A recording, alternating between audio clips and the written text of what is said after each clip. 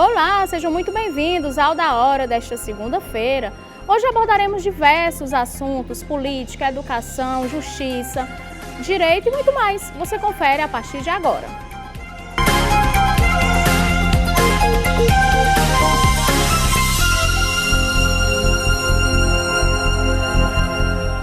A TV União não se responsabiliza por conceitos, falas e diálogos entre os convidados em debates nos programas veiculados na grade. A direção.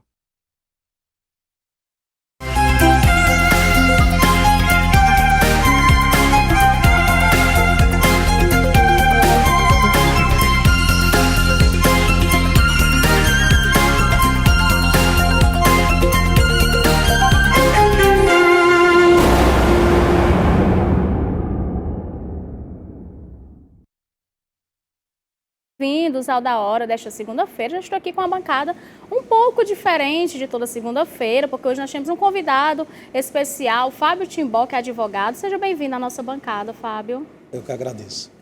E Luciano Clever, que sempre, toda segunda-feira, está aqui com a gente, né, Luciano Clever? Bom dia, Rochelle. Tudo bom com você? Bom dia, doutor Fábio. Bom dia, nossa audiência. É um prazer, mais uma vez, estar aqui na TV União. É isso. E nós vamos começar chamando a previsão do tempo para hoje e para os próximos dias. Olá, pessoal. Fez muito calor nesse final de semana. Barra e Jaguaribe registraram as temperaturas máximas do estado. Fez 39,1 graus nas duas cidades. E a previsão para esta segunda-feira é de sol e calor em todas as macro-regiões. Nas últimas 24 horas, até foram observadas algumas chuvas fracas e isoladas no Cariri, no Sertão Central em Inhamuns e aqui no litoral de Fortaleza. Mas o sol deve predominar em todo o estado nesta segunda-feira. Para terça e quarta-feira, o céu deve ficar parcialmente nublado no período das madrugadas e começo das manhãs. E nos demais períodos, o predomínio vai ser do sol. As temperaturas continuam altas, com valores entre 36 e 38 graus na Jaguaribana, no Cariri e no litoral norte. Nessas macro-regiões, a umidade relativa do ar deve ficar entre 20% e 30% no período das tardes. E a velocidade do vento deve ter valores entre 40 e 50 km por hora na faixa litorânea e nas regiões de serra. Para saber mais a previsão do tempo aqui para o Ceará, acesse o site funsemi.br e baixe o aplicativo Funsemi Tempo. Até mais! É isso aí, começando falando de política, que a deputada federal Luiziane Lins, que anunciou o nome como pré-candidata à Prefeitura de Fortaleza, defende que o partido não realize prévias para definir a candidatura no ano que vem. O governador Elmano de Freitas havia indicado ao todo 4 nomes do partido como apostas para 2024. A ex-prefeita acredita na possibilidade de unidade da legenda, pensando na disputa eleitoral que se aproxima. Abre aspas, o ideal é que a gente saia com unidade para ser mais forte ainda, fecha aspas, disse defendendo a força da base para que a definição de quem irá representar o PT na corrida eleitoral pela gestão municipal. Então, Luciano Clever... Assim, duas coisas aí da Luiziane que são contraditórias com a história dela. Um é o discurso que você não falou, mas o discurso do novo. Ela é contra o novo. Ela diz que nada mais velho na política do que o discurso do novo, que tem que ter um novo, porque o Guimarães está defendendo que é bom que tenha um nome novo para resolver essas questões. Mas a Luiziane não traz um discurso novo para se contrapor o que ela chama de velho. Trouxe um discurso mais velho ainda, que é o discurso da experiência. Essa é a primeira contradição, eu vou já dizer por quê. A segunda contradição é de que não deveria ter prévias. A história dela, ela veio com o discurso do novo, e eu gosto dela, fomos colegas na faculdade, tenho uma admiração enorme por ela. Pensamos politicamente bastante de forma antípoda, ela de um lado e eu de outro, na maioria dos temas. Mas eu tenho uma admiração muito grande pela Luiziane, e eu votei nela naquela época, pela força dela. Primeiro foi prévia, tá? Ela hoje é contra as prévias, foi exatamente nas prévias, porque o partido não a queria. Na verdade, o partido se acovardou naquela época e tinha um movimento estranho, até juridicamente falando, tendo em vista o arcabouço jurídico de hoje, né? Que era uma frase que dizia: eu sou PT, voto Inácio. Então, o Zé Disseu, todo poderoso naquela época, veio aqui para uma reunião do Inácio, querendo impor ao PT o apoio ao Inácio. O Lula queria impor a candidatura de Inácio ao PT. E a Loura era a novidade da época, portanto, o discurso do novo, e era aquela que foi para as prévias e venceu nas prévias, contra tudo e contra todos. E foi para a disputa lá embaixo, 3% ela começou e foi vitoriosa e depois se reelegeu. Mas hoje a Loura abandona, abdica da sua história e nem quer prévias e nem quer o novo. O novo é porque tem, como você falou, tem 4 candidatos. Um deles é a Larissa Gaspar, que se diz nova, né? Arthur Bruno não é da novidade, o outro não é da novidade. O Evandro Leitão não é do PT, pelo menos ainda não, né? Mas dentro do PT haveria 4 nomes para disputar. Mas ela está abdicando da sua trajetória, do seu discurso antigo. Loura, pensa um pouco aí. Na verdade, é porque a maioria das pessoas realmente pensa assim, na questão do novo, né? Ah, ele nunca foi candidato a nada, a gente não conhece o histórico, não sabe quem é. Quando um candidato novo se quer se eleger. E aí as pessoas realmente pensam assim, como ela falou. Infelizmente, né, Luciano? Mas muita aí, quando gente é que nós vamos eleger? Quando é que ela fica teria muito sido eleita? complicado, mas é o que a Nunca, né? gente vê. Muitas pessoas veem, mas qual é o histórico dele? Qual é o histórico desse candidato? Aliás, naquela época, não conhece, se o Nicolau me ajudar, era a neófita na política, era que não tinha experiência nenhuma entre os candidatos. Sim. Todos os outros eram experientes. Mas, mas precisa dar oportunidade para os novos, para poder, como que a gente vai saber, mas né? Conhecer. Por isso que eu estou dizendo, Loura, tu igual o primeiro né? emprego, né? Igual o primeiro emprego. Querem que a pessoa vá em busca do primeiro emprego sem ter experiência. Como é que funciona? Ou que tem que ter experiência se é o primeiro emprego. Como é que vai ter experiência, né? Complicado, né, Luciano Kleber? Envelheceríamos, morreríamos e não teríamos renovação. É isso. E... Loura, você não é assim, Loura. E o Diretório Estadual do PDT do Ceará aprovou nesta sexta-feira uma carta de anuência autorizando o presidente da Assembleia Legislativa, Evandro Leitão, a se desfiliar do partido. Com isso, fica livre o caminho para o pedetista se filiar ao PT ou outro partido de olho na eleição de 2024 pela Prefeitura de Fortaleza. O partido deliberou, votou e por praticamente unanimidade, tendo em vista que não teve nenhum voto contrário e apenas 7 abstenções. Disse Aldigueri, a concessão foi aprovada sem nenhum voto contrário, com apenas 7 abstenções. Pronto, deliberado. Olha, pouca gente entendeu aquela briga de Cid Gomes e o André. Mas não, surgiu aí um acordo, o Cid Gomes vai até o fim do ano à frente do PDT cearense, enquanto que o André era o presidente, hoje é o presidente nacional, é também local, e entregaria, né, devolveria esse poder para o André. Agora veio a explicação. O que o Cid queria era costurar essa circunstância, esse ambiente todo, para dar essa carta de anuência, carta de alforria ao presidente Evandro Leitão. Porque Cid, pelo que se imagina, quer que o Evandro seja candidato. Não sei por qual partido, candidato pelo projeto que ele defende, né? Se vai para o PSB, se vai ingressar no PT, ainda não está decidido. Agora, já que nós temos aqui a presença, né, de um advogado, né? Essa carta de anuência, porque pela lei eleitoral, se o deputado, o parlamentar, sai de um partido para o outro, ele, pela lei da fidelidade partidária, ele perderia o mandato, a não ser que haja essa anuência. A pergunta que eu faço é assim, essa carta de anuência vale para sempre ou o presidente que recupera o poder em janeiro pode chegar a dizer não vale não? Bom, Luciano, meu cordial bom dia a todos, Rochelle.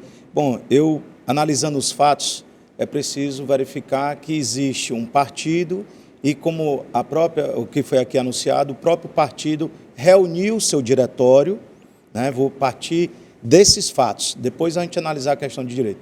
O partido se reuniu e deliberou.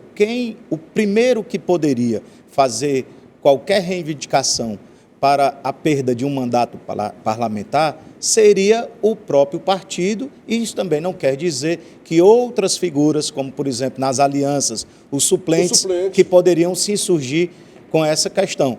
Eu coloco, inicialmente, me abstenho de fazer colocações outras em relação à intenção do senador Cid, se foi essa ou se foi aquela. O que eu apenas lamento profundamente é que o PDT é um partido de muita força histórica no nosso estado, com muitas prefeituras. Foi lamentável que eles mesmos tenham se desentendido na eleição passada.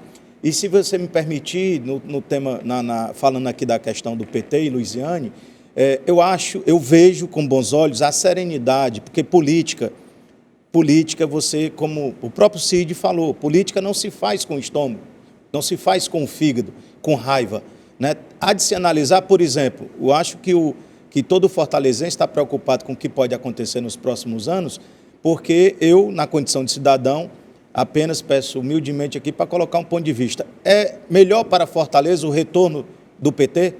Né? Os equívocos cometidos, independente de quem foi, se foi Luiziane ou não, estou aqui entrando na questão partidária.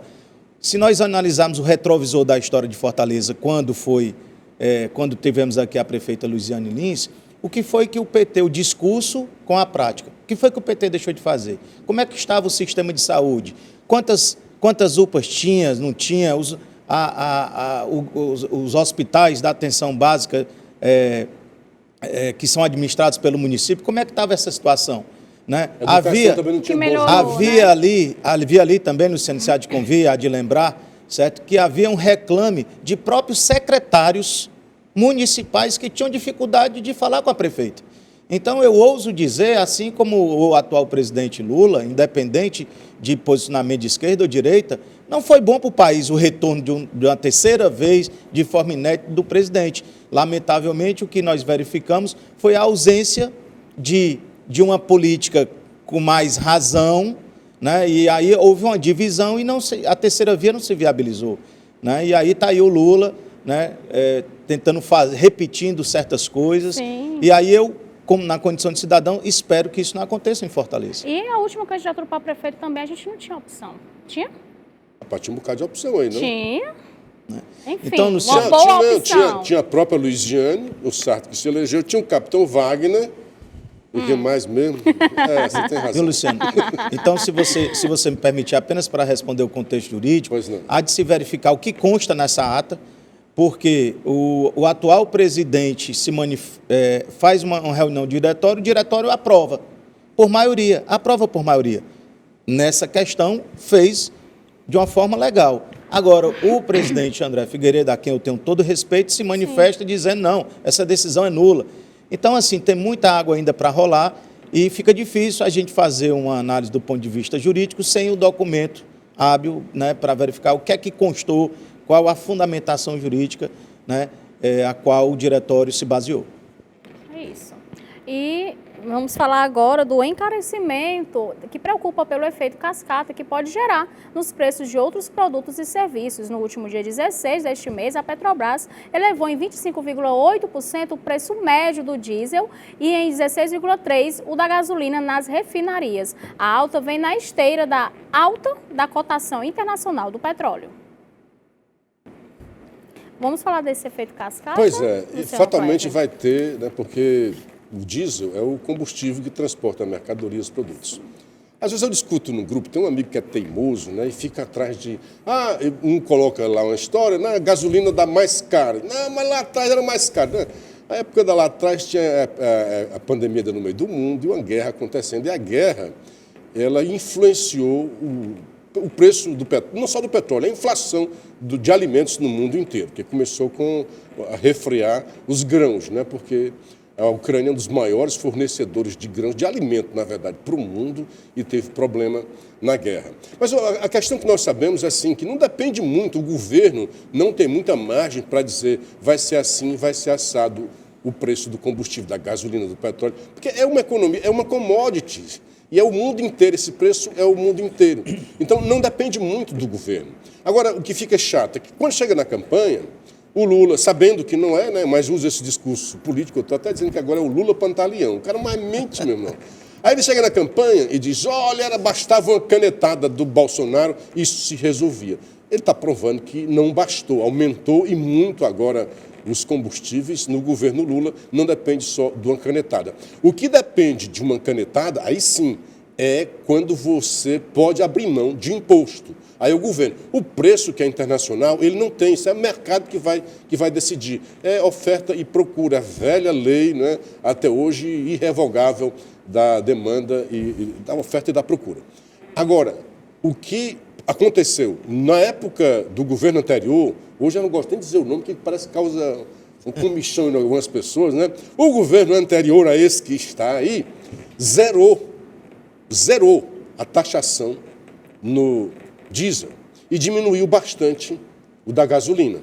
Eu defendo até, e acho que essa ideia não é minha, eu já vi, achei muito interessante, que seria uma forma, penso, móvel, você tem um percentual do valor. Mas e se o valor cresce muito, você poderia diminuir esse percentual para não interferir, de forma a manter o mesmo nível de arrecadação. Aí, se diminui muito o preço, aumenta um pouquinho, de forma que nem o consumidor vai ser lesado, né? Nem teremos uma inflação alta, mas eu acho, né, desconfio de que esse governo quer inflação alta, porque a inflação é uma forma de imposto. Para nós é um imposto que nós pagamos e o governo arrecada mais. E como esse arcabouço jurídico, para que ele tenha sucesso, depende muito de aumento da arrecadação, que não se vê no horizonte, eu desconfio de que ele torça também por essa inflação. E, Luciano, como diz, né, no adágio popular, as ideias, como dizia a música do Cazuza, as ideias nos correspondem aos fatos, né? No momento, no contexto político, o discurso é um e na prática é outro. E quem paga esse preço é o cidadão. Até porque aumentando a gasolina, aumenta tudo, né? Nos supermercados, alimentação, a gente precisa... só fala do aumento da gasolina e do diesel como se esse aumento não fosse ali prejudicar, atingir outras áreas também tão importantes como a alimentação. Até o jornal né, Povo, Luciano? né, que dizem que é petista, né, reconhece no título da matéria, né? O jornal Povo sempre repete os títulos que vêm lá do Estadão. Mas nessa matéria, que é a matéria local, ele reconhece, olha, vai ter um aumento em cascata, aumentou o diesel, aumenta tudo. Porque tudo é transportado, enquanto nós não tivermos uma boa ferrovia, tudo é transportado sobre rodas e o combustível é o diesel. E aí vai atingir, né? Aí acaba prejudicando aí, é uma cadeia, né? E agora nós vamos falar em relação a prejudicar, como se proteger de riscos da compra de imóveis na planta. Não raro, pretensos proprietários de imóveis adquiridos na planta, aqueles negociados antes mesmo de sua estrutura erguida, reclamam de atrasos da entrega das unidades ou ainda do não início das obras, apesar das avançadas prestações pagas ou quitadas. O número de casos aumentou pelo país depois dos chamados lockdown na pandemia da Covid-19 e da crise econômica que atingiu a construção civil um tempo antes. Para evitar que o sonho da casa própria se transforme em pesadelo, nós temos aqui o advogado Fábio Timbó, membro da Comissão de Direito Imobiliário da OAB Ceará desde 2015. Ele oferece algumas dicas de como o pretenso proprietário poderá evitar uma compra arriscada, além de como agir no caso de prejuízo. Vamos lá? Bom, queria dizer inicialmente, que é importante destacar, que o sonho do brasileiro, se nós formos verificar a pesquisa, o sonho número 1 do brasileiro é adquirir a casa própria.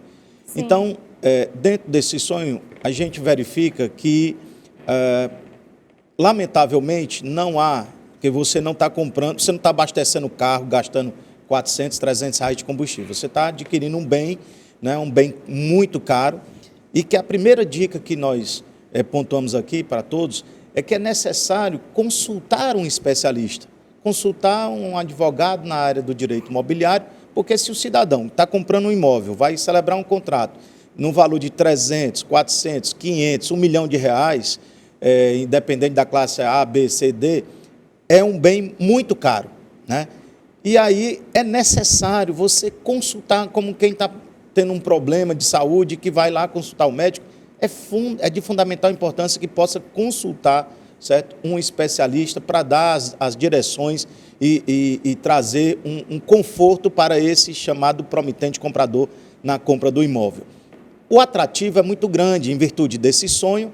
Nós verificamos que a maior quantidade de unidades que são adquiridas são por unidades de construtoras, a compra do imóvel na planta. Então, faz todo ali um marketing para apresentar, para um folder bonito, trazendo toda uma expectativa. Uma maquete digital. Uma maquete, e as pessoas se deixam influenciar. Né? Isso é natural.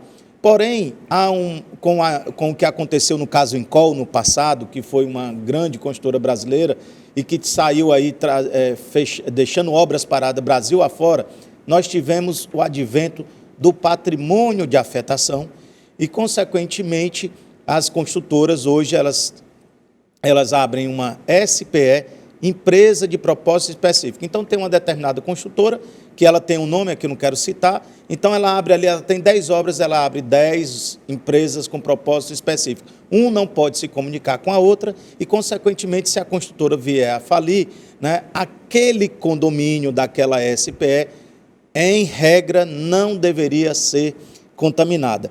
O que nós verificamos aqui, entrando nos pontos negativos, o que se verifica na prática é algumas construtoras que fazem orçamentos errados, seja numa incorporação ou num condomínio fechado, faz um orçamento errado, vende ali uma expectativa e quer ter 3, 4, 5 obras ao mesmo tempo, nessa guerra desenfreada de concorrência, de um querer ser mais do que o outro. E o que é que se verifica na prática?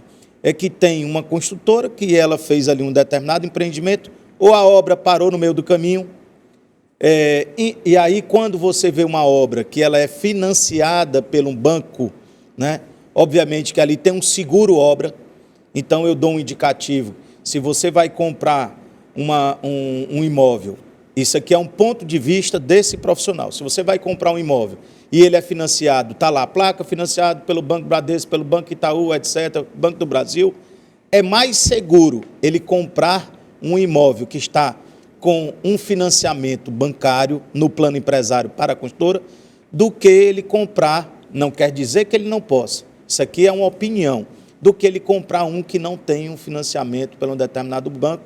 Por quê? Porque, entendo ali, o banco tem um seguro obra. Doutor, é porque tem muita informação interessante, né? Pois não. E vamos só que analisar um pouquinho. Eu já trabalhei na Caixa, concluir, né? Que a gente vai já para o na intervalo, época, só concluir. nessa parte imobiliária. E quando eu imagino, a gente volta depois com o mesmo assunto, né? A gente Quando pode fazer... Tu me diz quando é que para, que aí a gente volta. Certo. Quando eu imagino que uma empresa abre, como o senhor diz, várias SPE, para cada obra ela abre, a impressão que eu tenho é que ela já está com má fé. Tipo assim, se der um problema nessa obra que eu estou construindo aqui com a Rochelle, tá certo? Eu estou construindo outra aqui com o meu sócio Fábio, e se por acaso der problema na Rochelle, que ela é meio problemática, isso tem tempo nem para viver, de jeito aí nenhum. vai quebrar ali e ele não vai contaminar, porque se quebrar acolá, poderia também contaminar aqui, não é isso? Ele vai responder sim, mas só depois do intervalo. A gente volta já.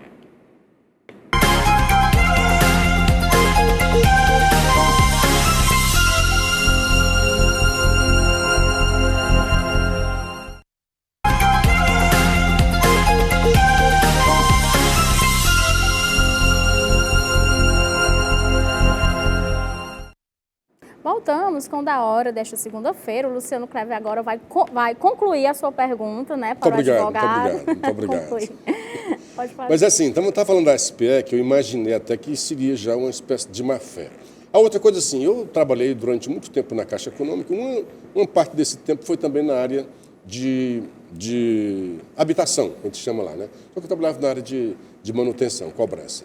O pessoal dizia assim, olha, a Caixa Econômica é muito burocrática, mas a segurança chegou ali e parou. Então, quando a Caixa financia o construtor e depois financia o desligamento, chamado, né, que passa para o consumidor final, aquilo está resolvido. O que eu imaginei assim, segundo as palavras do doutor Fábio, se vai pela Caixa para outro banco, ok. Se não, procura um advogado quando for celebrar o contrato, é isso? Na verdade, por exemplo, não é comum que o promitente comprador, quando ele vai a um stand de vendas e ele pede ali a minuta, ele só pede, em regra geral, a minuta do contrato. Quando eu digo que é importante a consulta de um profissional da área para ser verificado, se você, Luciano, estivesse aqui comprando um veículo, eu diria para você, vamos verificar se tem alguma restrição em Detran, se tem algum processo judicial ou alguma execução. A mesma coisa no imóvel. O que eu estou verificando é que tem uma série de construtoras na cidade de Fortaleza com centenas de processos judiciais e aí se apresentando de bom moço. Então, por isso que, como é um bem muito caro, aqui de forma objetiva, é importante fazer um levantamento da situação daquela empresa. Aí você diz, Fábio, mas tem uma SPE, Empresa de Propósito Específico, para o consumidor. É importante que tenha uma empresa de propósito específico para uma possível falência de uma construtora não prejudicar os promitentes compradores 100%. Prejudica, né? Porém, verifique que a construtora que abre a SPE, ela é a dona da SPE. Portanto, tem ali um stand de venda da construtora tal. Quando ele vai celebrar o contrato, não é no nome daquela construtora, é no nome da SPE. Então, o que é que ele precisa fazer? Consultar o CNPJ daquela SPE e consultar o CNPJ dos sócios daquela SPE, que, em regra geral, são detalhes que é só a o construtora, profissional da área vai né? saber. Exatamente. O coitado, como você disse, né, sonhando, vê ali a possibilidade, vê o imóvel na planta, é diferente do carro, né, que o carro está pronto e pode ter tido outros donos e algum problema por aí. Quando está ali o imóvel na planta, está sendo feito, você acaba achando que não sabe do imóvel, como é que foi, né, comprado, se isso tem hipoteca. E, Luciano, se você... que vai ser novo, que é melhor do que comprar Rochelle, já se velho, você né? me permitir, eu quero aqui, de forma muito democrática, fazer uma severa crítica a algumas instituições. Eu tenho o maior respeito na condição de advogado ao Ministério Público, mas às vezes eu pergunto, cadê o Ministério Público? Essa pergunta é muito fácil, Cadê o Ministério Público? Pergunta muito isso, né? Quando tem a época que vai comprar livro, aí só se fala nas livrarias, preços diferentes, nas farmácias, preços diferentes. E eu não vejo, me dirijo aqui ao Ministério Público do Estado do Ceará, eu não vejo o Ministério Público do Estado do Ceará fiscalizar as construtoras. Fiscalizar, são muito poderosos. Fiscalizar os estandes de venda, os contratos, só entrega o contrato para o cliente é o hipoeficiente, é o mais fraco da relação, certo? Ele não entende regra geral, então o Ministério Público do Estado do Ceará precisa fiscalizar as construtoras. O cidadão abre uma SPE, fica devendo, paralisa a obra, aí quando ele entrega a obra, tem problema de baixa da hipoteca, fica lá, como tem aqui um determinado condomínio, que tem mais de 50, 60 unidades, certo, para ser dado baixa na hipoteca, há 6 anos. Semana passada teve um cidadão com um problema numa obra ali na Dom Luiz, de um prédio comercial que foi derrubado há 8 anos, e aí dizendo, vou lançar um empreendimento, o ícone de Fortaleza, e aí você vai no site do Tribunal de Justiça, o cara tem centenas de processos judiciais. E aí qual é a outra crítica, Luciano, que me permita para concluir que eu faço? Ao Poder Judiciário. Porque a legislação, apesar de ser caduca, apesar de ser fraca, ultrapassada, ainda diz lá que é crime contra a economia popular, com detenção de tantos meses e tal, multa de tanto. E qual é o juiz na cidade de Fortaleza?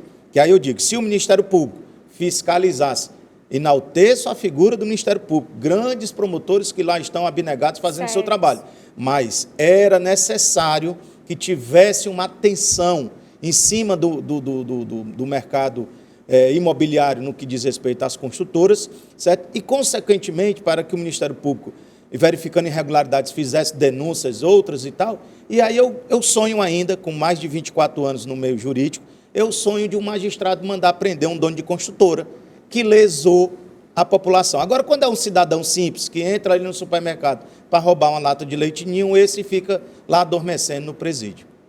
Olha, então fica aqui, exemplos, aqui 3 apelos aí, né? Um apelo ao Ministério Público para realmente agir, fiscalizar. Fiscalizar. Ele está do lado do povo, né? É o fiscal da lei. É o fiscal da lei. Segundo, o judiciário, fazer com que a lei realmente se cumpra e tenha agilidade. E o terceiro, aos próprios parlamentares, para atualizar essa legislação que é ainda muito conivente, muito leniente com quem pratica crimes contra a economia popular. É isso. E, segundo a fala do Camilo, eu já disse ao nosso reitor Custódio, nós vamos trabalhar para acabar com a lista tríplice das universidades federais do nosso país, para que nunca mais aconteça o que aconteceu com o nosso querido reitor, que hoje devolvemos a ele, com justa causa, o retorno ao cargo merecido, afirmou Camilo Santana em discurso na última sexta-feira. É assim, quando você... O que é essa tríplice?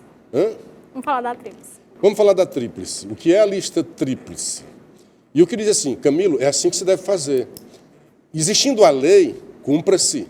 Não gosta da lei, trabalhe para alterá-la, revogá-la.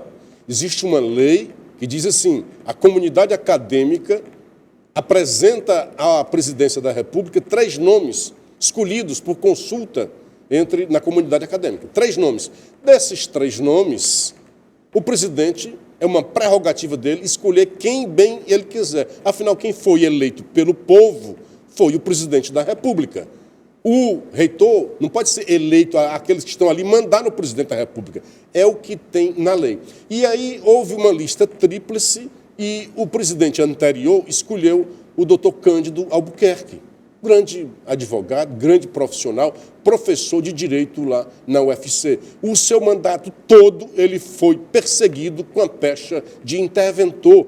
E se voltaram contra o presidente da República de então, dizendo que não era antidemocrático. Ora, antidemocrático é quem não cumpre a lei. Então, o senhor Camilo Santana, se quer realmente que não exista a tríplice, que bote na lei acabando com essa figura. E aí faça uma coisa que eu acho ruim, acho que é demagógico, porque até os alunos que votam são temporários, né? Tem uns como o Nicolau, passa 50 anos lá, mas a maioria passa pouco tempo, Pode né? ser jubilado. Não sei como não foi jubilado, né? Ele queria ser campeão de xadrez todo ano. Aí, resultados, são os caras temporários que vão eleger uma coisa que é para ser longo prazo. Eu acho que é democrático, é bom ouvir a comunidade. Daí saem os três, o presidente escolhe quem eu quiser. Mas não é isso, tendo a lei, tem que seguir a lei, né? Rochelle, eu sou obrigado a concordar com o Luciano, porque se existe a previsão legal que diz que há necessidade de uma formação de uma lista tríplice, assim como é na Universidade Federal e em outras instituições, no próprio Poder Judiciário, Ordem dos Advogados, que lança agora uma lista para o STJ e tantos outros órgãos, né? A fala me parece, no que pese todo o respeito que tenho ao senador Camilo, né, uma fala antidemocrática, né? Desproporcional, porque o presidente da República de então escolheu, como bem disse, aqui eu queria destacar, o grande advogado Cândido Albuquerque, foi presidente da Ordem dos Advogados do Estado do Ceará, um advogado de escola, de referência, e me parece que fez um bom trabalho. Um bom reitor. Seria... Mas foram os acadêmicos que escolheram os três nomes e o presidente escolheu aquele. Sim, o que eu queria só completar é que me parece, Luciano, é que há uma confusão. Eu tenho críticas ao governo passado em relação a uma diminuição de investimentos. Nós estamos aí anunciado recentemente lá na Universidade de Ribeirão Preto, né, uma universidade de referência que vem aí com um estudo de pesquisa que redundou num tratamento inovador para o câncer, né? Então, é preciso que se tenha muitos investimentos nas universidades, porque são aí que saem os cientistas, são aí que saem... Agora, pegar e falar de uma questão de retirar uma lista tríplice... Então, deixa eu dar uma informação para o senhor. Nesse mesmo evento, na posse do reitor Custódio, neste governo, ele está dizendo que não, com o dinheiro que está, ele não consegue pagar o custeio. O senhor está aqui defendendo dinheiro para pesquisa, eu também defendo. Custeio e pesquisa. Este reitor, neste governo do presidente aí que está aí no terceiro mandato, bloqueou, né? Diz, não, bloqueou. Olha, cortou, o dinheiro não está chegando lá. E o Custódio está dizendo, se não houver suplementação de recurso, nós não teremos que pagar o custeio. Mas teve um corte na educação? Teve. Por isso mesmo. Então, não está tendo investimento O discurso é aquela velha história, né? O discurso é uma, as ideias não correspondem aos fatos. Porque a gente sabe da importância que tem, né, o pesquisador, o investimento nessas faculdades. Foi né? onde houve o maior corte. O maior corte foi na educação, o segundo na saúde. Lamentável. Saúde, que é uma área tão delicada, né? E o Vale Gás também foi cortado. Mas só para dezembro, quando for no Natal, tá, gente? É só no Natal, né? E agora vamos falar que o destino das joias dadas ao ex-presidente Jair Bolsonaro, investigado pela Polícia Federal, levantou dúvidas acerca das regras sobre o tratamento aos presidentes recebidos por chefes de Estado no país, que passaram por uma série de alterações durante os anos. Em 1991, foi sancionada a primeira lei sobre o patrimônio adquirido durante a passagem de um presidente pelo Palácio do Planalto. Em 2002, o texto foi regulado por decreto e em 2016, o TCU firmou nova interpretação após identificar irregularidades na gestão do patrimônio público. Mais alterações ocorreram em 2018, com portarias determinando como a presidência da República deveria cuidar dos bens recebidos e quais seriam possíveis de incorporação ao acervo privado. 3 anos depois, nova norma foi elaborada, desta vez eliminando o rol de itens considerados personalíssimos. Várias mudanças foram ocorrendo. Pois é, você falou primeira lei, na verdade, a única lei. Foi a única? A única lei. O resto é a regulamentação da lei, é uma coisa bem diferente e não pode fazer diferente do que diz a lei. Então. Tá certo? Então, a lei de 1991, eu estou dizendo isso porque eu falei algumas vezes já no meu programa, no Café com Clever, aproveito para fazer aqui, todas 7 horas de manhã nas minhas redes sociais. Houve uma lei do Collor que falava dos presentes que os presidentes recebiam de chefes de Estado, tal, etc. O pessoal confunde muito com o Estatuto do Servidor, que é uma outra coisa, o presidente não é servidor. E no Estatuto tem um teto lá, tá? A partir disso não pode receber. Então, a lei diz que faz parte do patrimônio. Só para resumir, o que diz a lei de 1991, ainda do Collor, é que pertence ao patrimônio, ao acervo privado do presidente da República. Mas diz também que esses itens recebidos de presente são também do patrimônio cultural do povo brasileiro. Isto, assim, no caso do Bolsonaro, recebeu o Rolex, né? O Bolsonaro recebeu o Rolex e o Lula recebeu o Piaget, relógios caríssimos. O Bolsonaro recebeu o Rolex, quer vender? Pode vender. Só que ele tem que oferecer antes para a União. É a compra preferencial da União. Quando chega no governo do FHC, existe uma regulamentação. É editado um decreto pelo FHC, que aí fala de, quando for de cerimônia de troca de presentes, esses presentes não são do acervo privado do presidente. Por quê? Qual é a ideia? É que eu, presidente da República, vou me encontrar com a Rochelle, presidente da Índia, né? Aí eu chego lá, há uma cerimônia de troca de presentes. O dinheiro que eu usei para comprar o presente que vou doar para a Rochelle, foi custeado pela União. Da mesma forma o de lá. Então, diz que nesses casos aí, não seria do presidente, e sim da União.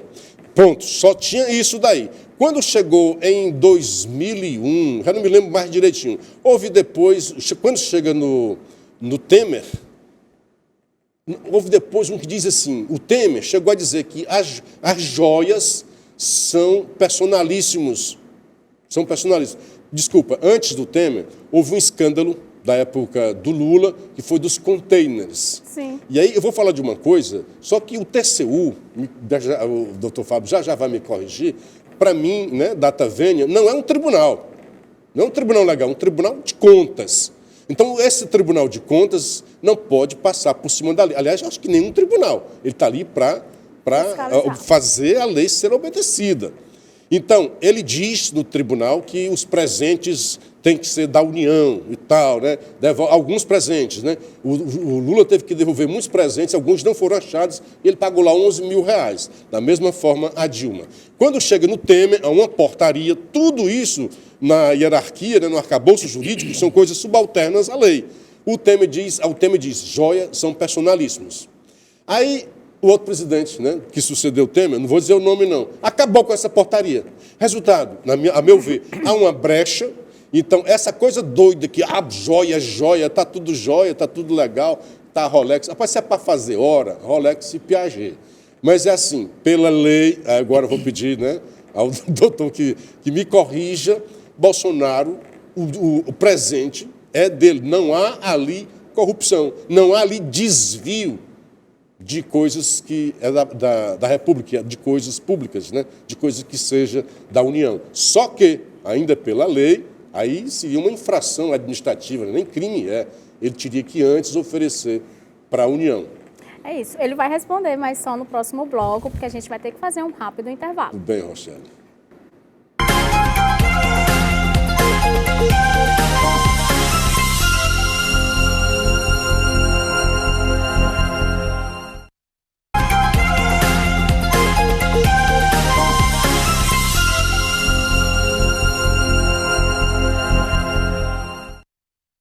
Voltamos com o Da Hora desta segunda-feira. Vamos começar aqui a discussão. A palavra agora ia para o advogado Fábio Timbó, né?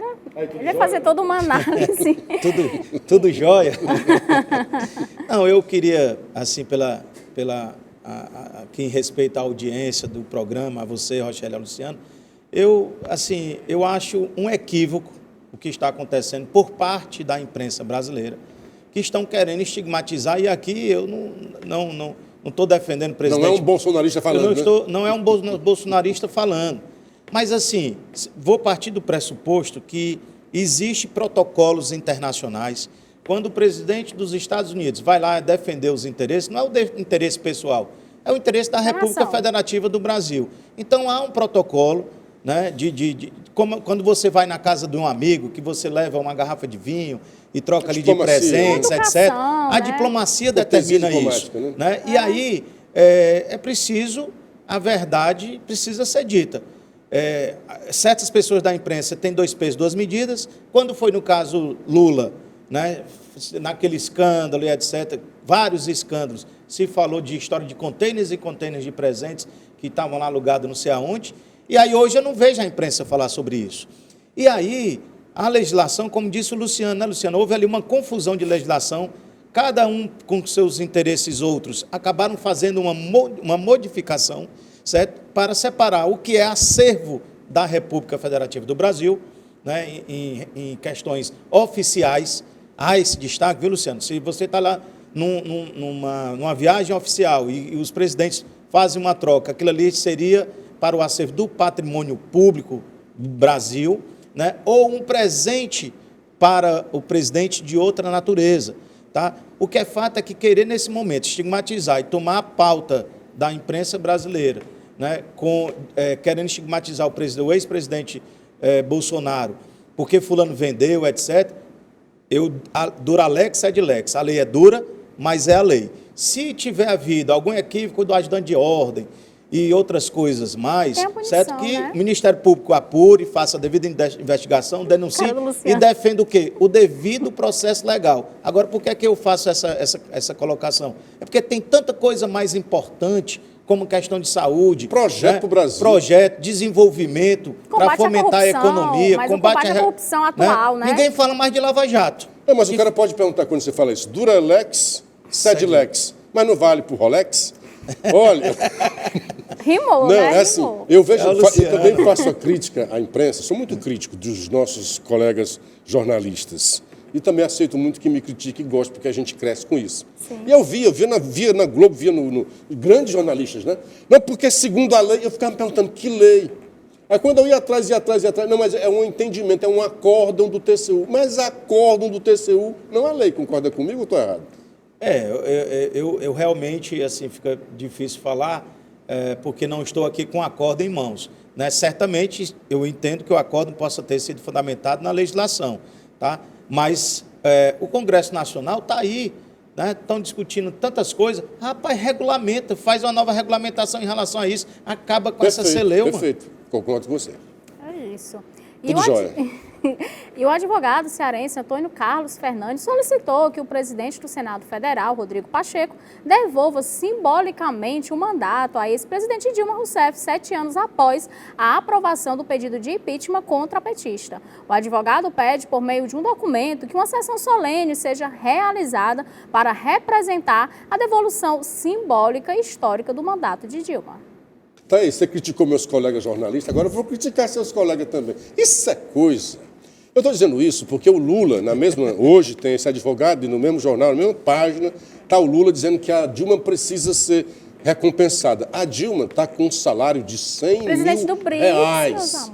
Já foi compensado demais. Lula, o erro que houve foi quando não tiraram os direitos, não suspenderam os direitos políticos da Dilma. Ali sim houve uma reinterpretação, porque é consequência, é um ato só. O impedido fica também impedido de se eleger durante 8 anos, como consequência do impeachment, a suspensão dos direitos. E lá, como se fossem 2 julgamentos. Não, aqui a gente julga que a Dilma tem que ser impedida. Agora, aqui a gente vai deixá-la concorrer. Foi preciso que o povo fizesse fazer valer a lei, deixando ela no 4º lugar, mas ela pôde se candidatar por causa do Lewandowski, que estava na presidência do STF, e do Renan Calheiros na presidência do Senado. Agora, o que o Lula, e dizendo o nome que não é para dizer, o Lula disse que a Dilma foi inocentada, e vou de novo pedir aqui a aula do Dr. Timbó. Foi maravilhoso você ter vindo hoje, viu? Porque o Lula, assim como ele foi descondenado, ele foi condenado, chegou a pagar pena por isso, né? Passou o tempo na cadeia por condenação, não foi prisão nem preventiva, nem temporária, foi por condenação. A legislação mudou, né? O entendimento da legislação, a Constituição é a mesma, mas mudou a composição do STF, mudou. Bom, não vamos entrar, a discussão seria muito grande. Agora, no caso da Dilma, o que aconteceu recentemente? O STJ, o TRF, na verdade, lá em Brasília, negou um recurso do Ministério Público contra o arquivamento de uma ação dentro da lei de improbidade administrativa. E o TRF mandou arquivar sem julgar o mérito. Disse assim: os crimes de responsabilidade sob improbidade administrativa de ministros de Estado e de presidentes da República são averiguados no Congresso na Lei de Responsabilidade Fiscal. E Dilma já tinha sido condenada legalmente lá no Congresso, na participação do Senado. Então, Lula vem agora dizer, tentando se agarrar na ignorância do povo, na plebe ignara, para dizer, não, Dilma foi inocentada. Ele achou que pegou para ele essa narrativa de que ele foi descondenado, quer mandar para Dilma a mesma coisa. Não tem como. Dilma foi condenada e agora vem ser advogado. Só podia ser advogado. É isso, Luciano. Estou brincando aqui com essa ideia de devolver. Que não é só ele, não. Tem uns petistas também dizendo isso, né? A devolução simbólica para Dilma, assim como foi feito com João Goulart. Luciano, eu digo o seguinte, no que pese aqui, seria mais interessante que eu pudesse fazer aqui um contexto jurídico, mas eu peço licença para, antes disso, falar do contexto equivocado político. Na questão, eu não vou aqui pessoalizar em cima da figura da Dilma, do A, do B, do C. Eu quero falar do agente público, né? No caso ali, ela estava na situação de presidente da República e houve um julgamento político em observância à Constituição da República, mas um julgamento político em virtude do chamado pedaladas fiscais. Eles chamam de político barra jurídico, né? Supostamente, a Dilma o governo Dilma teria cometido ali uma pedalada fiscal e não teria pedido o amém para o Congresso Nacional. Agora não tem mais suposto, foi condenado, viu? Sim, mas o crime teria que ser isso. Na verdade, o que houve foi um julgamento político. Me perdoe, mas o professor universitário, advogado Antônio Fernandes, e que eu conheço muito bem, ele se apresenta com a ideologia de esquerda e tal, e está aí dentro das suas circunstâncias, do seu direito de pedir, pedindo que seja simbolicamente. Por que simbolicamente? Porque se assim fosse, você lembra, Luciano, que o Collor de Mello, certo? Há poucos anos atrás, salvo engano, eu acho que um pouco antes da pandemia, se eu não estiver equivocado, foi inocentado pelo Supremo Tribunal Federal na época lá do impeachment dele. Ele foi inocentado.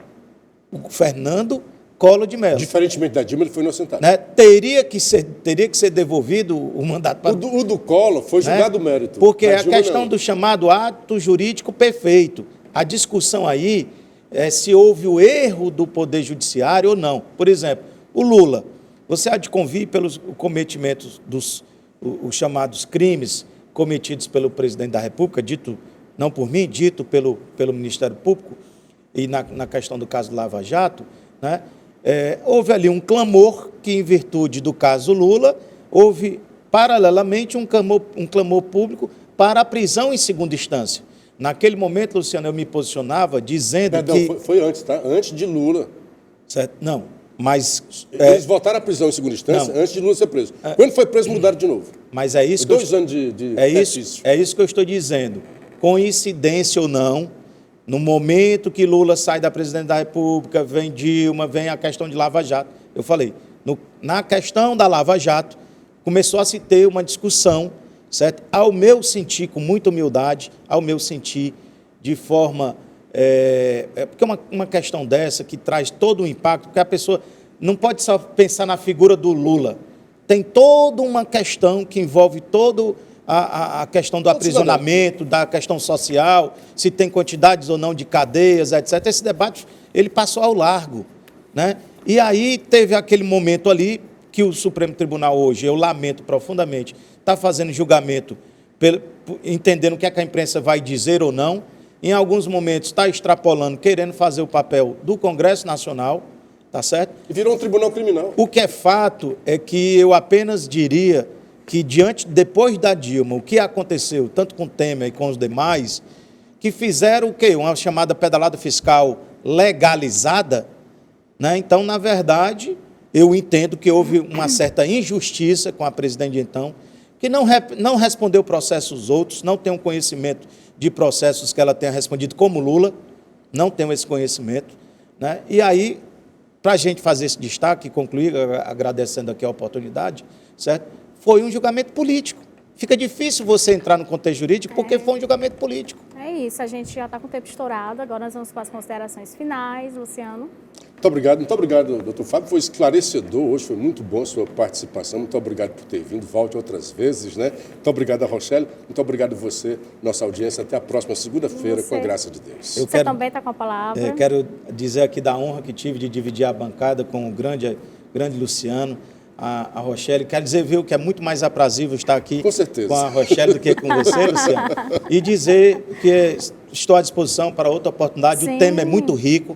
Precisava a gente discutir mais, né? Mas fica aqui só essa dica para que o cidadão possa consultar um advogado especialista para ter uma boa orientação e não cair em alguma armadilha. Né? Ficar no prejuízo. É isso, eu quero agradecer a vocês, né, a presença de hoje. Eu quero mandar alguns alôs, bem rapidinho, que ficou de sexta-feira para hoje, que é para o Silvio Neri, da Cidade dos Funcionários, Daniel Castro, de Maracanaú, Fátima de Calcaia, Gadelha Bom Jardim, Igor Araújo Sapiranga, Alexandre Arraes Dionísio Torres, Eládio Barbosa Calcaia, Antônio César Calcaia, Cristiano de Pindoretama, eu ia falar Pintombeira, Pindoretama, e Amâncio de Calcaia. Muito obrigada pela audiência de vocês. Quero agradecer também para a sua audiência de todos os dias, dizer que amanhã nos encontramos aqui no mesmo horário. Você fica agora com o programa Ferreira Aragão e logo após Esporte União.